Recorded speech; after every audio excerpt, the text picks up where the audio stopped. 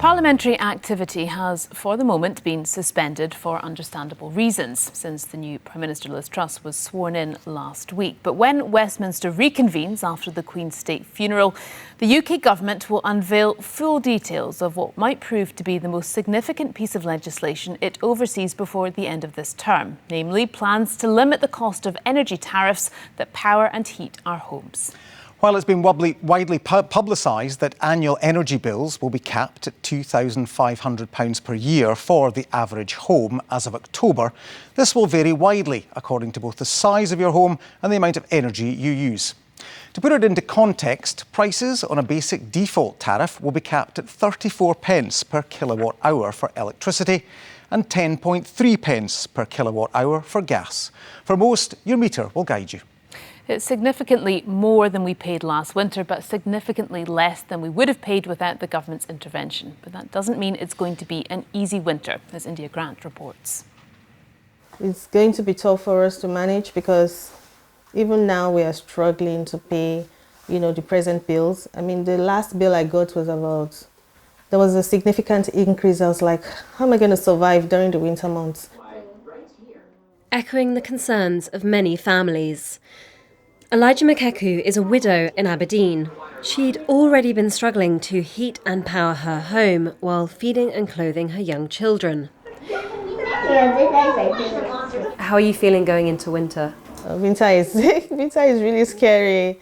I can't even imagine, what's going to happen. We're just trying to brace up and buy electric blankets, just do all sorts to ensure that, we get warm without overshooting our bills, which I feel like at the end of the day, it's really going to be high because it's not winter yet and our energy bills are increasing.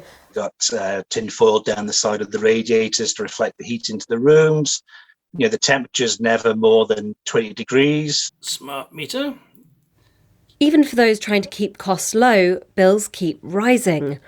Jason from Macduff in Aberdeenshire is on universal credit.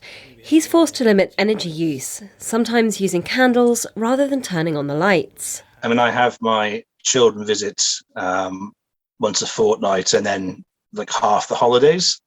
So what I have to do is I have to budget accordingly. So I don't have the heat on unless the kids are here.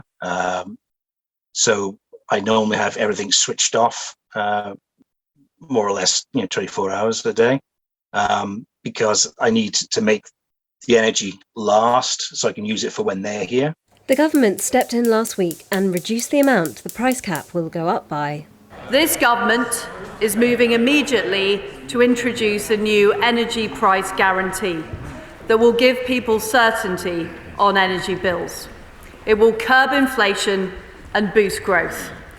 This guarantee, which includes a temporary suspension of green levies, means that from the 1st of October, a typical household will pay no more than £2,500 per year. North East Fuel Poverty Charity SCARF say the response from government, although welcome, does not go far enough. If you take an average household paying £2,000 a year at the moment, it's still going to be around about a £500 increase, about 25% on an average household's energy bill.